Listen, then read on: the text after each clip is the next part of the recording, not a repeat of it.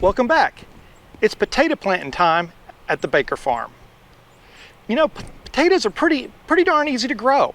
As long as you check a few boxes and make sure you get the right potatoes and put them at the right time. What do I mean by that? Well, there are three main types of potatoes. You have early season, you have late season, and you have mid-season. Early season, it takes about 75 to 90 days to be ready for harvest from the time you put it in the ground. Late season is about 110 to 160 days. And mid-season kind of fits in between the two of those. Now, why is that important? Well, potatoes, like a lot of vegetables, have the sweet spot for the best temps for which they can grow. In the case of potatoes, that sweet spot is about 60 degrees for germination, or to come out of the ground. You don't want to go any lower than 50, because if you get much below that, to about 45 or below, the potato pretty much is going to stop and it can rot in the ground, and you don't want that. Now, once the potato starts poking out of the ground, 80 is the sweet spot there. You get much warmer than that though, it's going to slow down and stop. Also, if the soil temperature gets much hotter, you're also going to slow down. Much hotter than that 60-degree range, right? So, what does that mean? Well, if you're in the South like I am, and in June, July, and August, you start hitting temperatures of 90, 95, 100 in some cases, potatoes are just not going to grow. So I've got to get them in the ground early. Today is March 4th. My last frost is around, my average last frost, with less of a 30% chance, is around the 23rd, 25th of the month. So I've got about 2 weeks before that last frost, which is fine, because once I've looked at it, and while it's supposed to be a little cool next weekend, it's not going to be cool for long. So I will be fine. These will be fine in the ground, get them a good start. Now, what am I planting? Well, we've got a couple of different varieties here. First off, we've got the red Pontiac. Those are a mid-season, so 80 to 100 days. I'm gonna give these a shot and see if I can squeeze them out.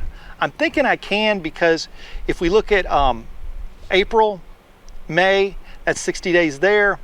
I've got another, 20 days now, so that's 80 days. So I'm right at the edge before I hit June. If June is not hot in the beginning, I should be good to go with these. The next ones I've got are the Yukon Gold. Now these are great because these are 60 to 80 day. I should see these coming out of the ground and be ready for harvest probably late May, which would be great. The next ones I've got, let's see, is the russets. Now I'm kind of taking a gamble on these. We like russets, so I thought I'd give it a shot. These are going to take about 120 days.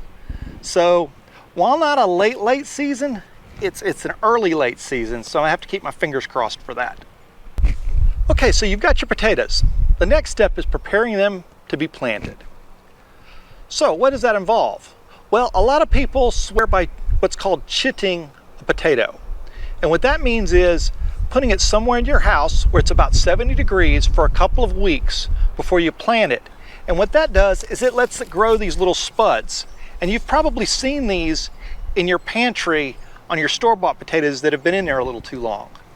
And these spuds give it a kind of a jump start when you put it in the ground.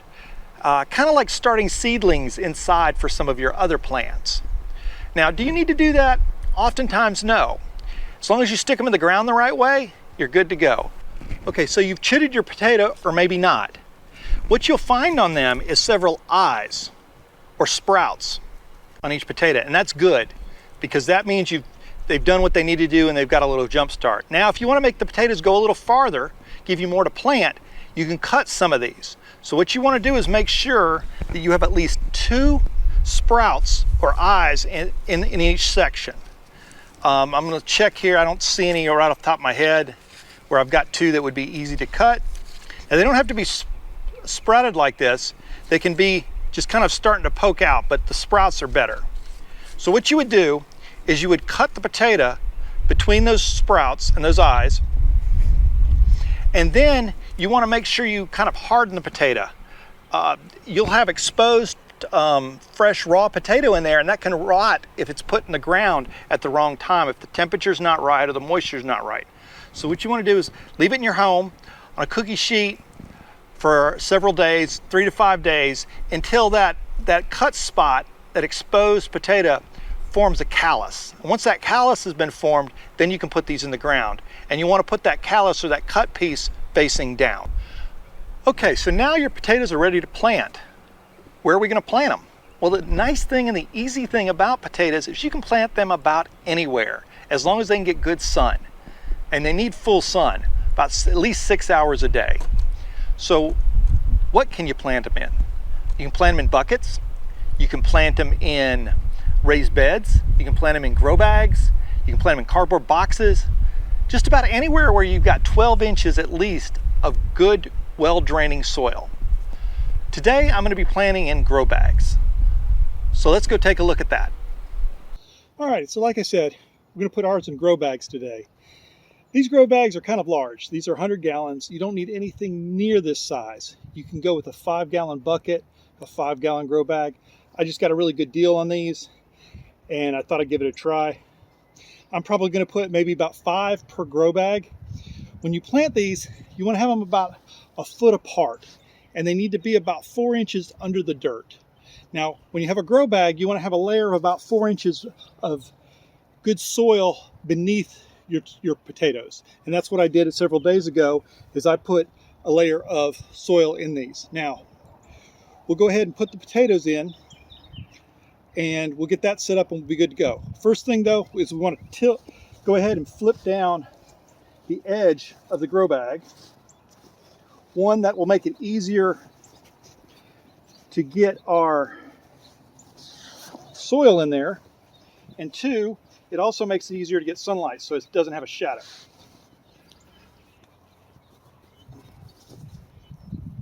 And as we fill up the grow bag with dirt, I'll talk more about that in a minute, we can unravel it. All right, so we're going to start with the red Pontiac.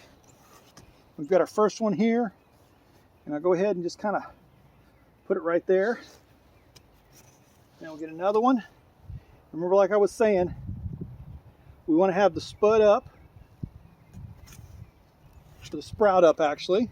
This one's got 2. Now we've got the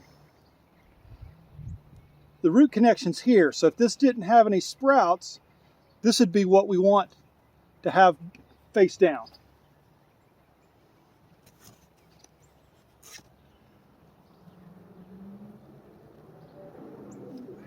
Actually, yeah, looks like 5 will be the magic number here. And one other quick tip, as you saw, mine came in these bags. Make sure before you chit them, you take the bags off, because I lost a few of the sprouts taking them out of the bag. This one got a bunch. So we'll go ahead and put it right there. So now what we're going to do is get our soil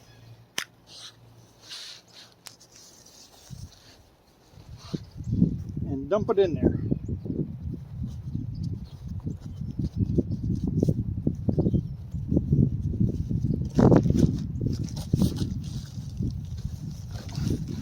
Be careful not to smash our potatoes.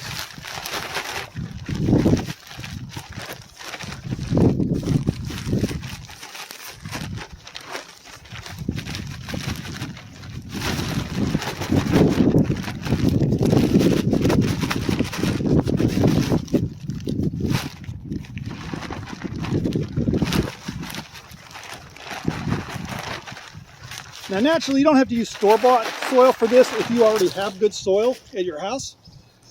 I am on pretty much solid clay, so if I need to use more soil than I already have, I usually have to buy it. So I'm going to take this and kind of spread it around. That's only going to give me about 1 inch or so. So I'm going to go ahead and take another bag and throw it in there.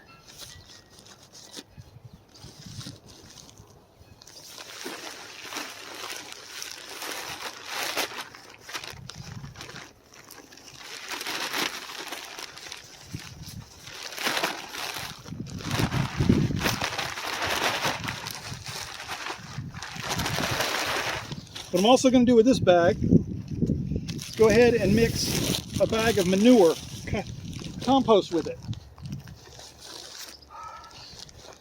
When I've grown potatoes in the past, I haven't had to really use any fertilizer. That's because I use some really good compost. And that pretty much does everything fertilizer does. It puts nutrients into the soil. It feeds the soil so that the soil can feed your plants.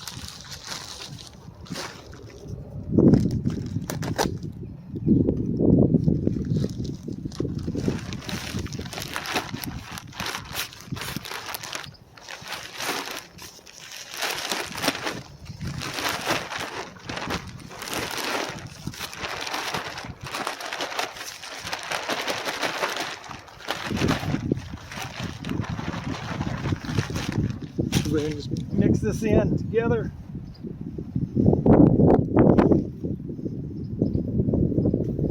And spread it out really good. It's not too thick. Actually, probably a bit much. So I'm going to take and throw a little over here in this bag.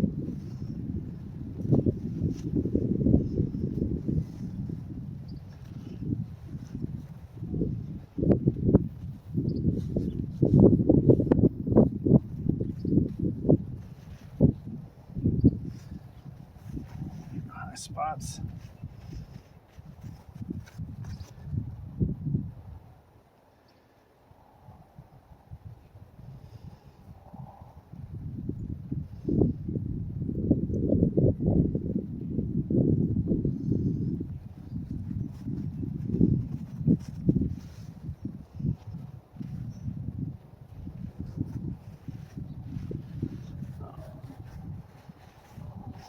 That's probably pretty good there. Now, you need to make sure that as it grows, it stays moist, because potatoes, like everything else, needs water. So I have a drip irrigation system in, and what I'm going to do is I'm going to form a little ring about where the potato plants are going to be, and this will, with the hook this into the drip irrigation system, and it will feed the potatoes. That will keep water off the leaves. Having water on leaves of just about any vegetable plant, most plants in general, can cause disease very easily. And it can also cause other problems like fungi and other things, give it kind of a way into the plant. So I like to water low and keep it off the leaves. So let's see. Cut it right there.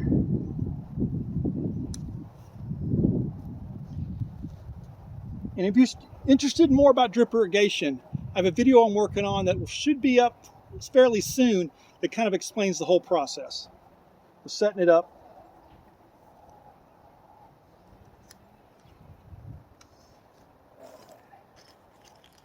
So we're going to put a little T-connector here.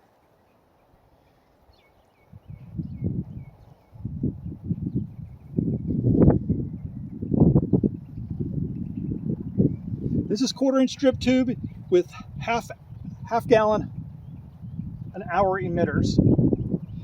And then I've got some main line. We'll hook into here.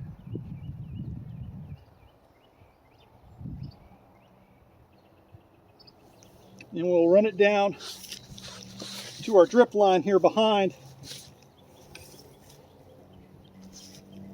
our bag. Punch a little hole in it.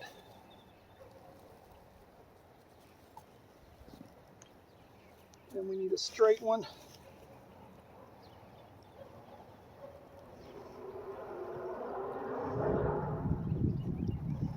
And put the straight one in the hole here. And we're good to go. All right, we've got the bags done. And as you can see, we've got the irrigation in there, and we had to add these extra 2 last ones. I ran out of space with the number of potatoes I had. We've got all these added, buried.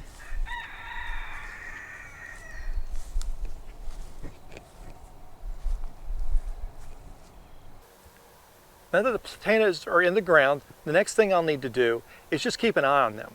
As they grow larger, I'll be looking for pests, I'll be keeping them watered, And I'll also watch to see when it's time to mound them up. When the plants get about 8 inches, I'll add about 2 inches of soil and compost around them. That will give more room for the plants to develop potatoes. And that's because their stalks, like tomato stalks, can grow roots if you cover them up with dirt. Now, I'll do that probably 2 or 3 times, 2 inches at a time, also waiting for it to get 8 inches tall at a time. Don't want to do it too many times because the plant only has so much energy to generate potatoes. And if I create too much opportunity for it to generate potatoes, they won't be very big and the harvest will not be very good. I'll also be looking for bugs, and I'll be trying to prevent disease. The number one way to prevent disease is to keep the leaves from getting wet. You want to groundwater like I'm doing with the irrigation. With the bugs, the Colorado potato beetle is very common. And I'll come out here 2 to 3 times a week, inspect the leaves, watch for eggs, watch for beetles, and kill them, get rid of them when I see them. And that should help the plants along very nicely. And then when the plants get flowers on them, that means that the potatoes are starting to form. And you'll have something called new potatoes that you can buy at the store. They're very tender, they're very small. And they could be eaten at that point. I could pick some out of the ground and cover it back up. Now, I can also wait till they are ready for harvest. We know that a potato is ready for harvest where the tops start dying down and pretty much the plant dies. At that point, I'll pull all the potatoes out of the ground. I'll either freeze them, we'll eat them, I'll freeze dry them, basically preserve them. And that's all there is to it. They're pretty hands-off for the most part, and they taste awesome when they're homegrown. So thanks for coming along with me today. I really appreciate it. Have a great day, have a great harvest, and I look forward to seeing you next time.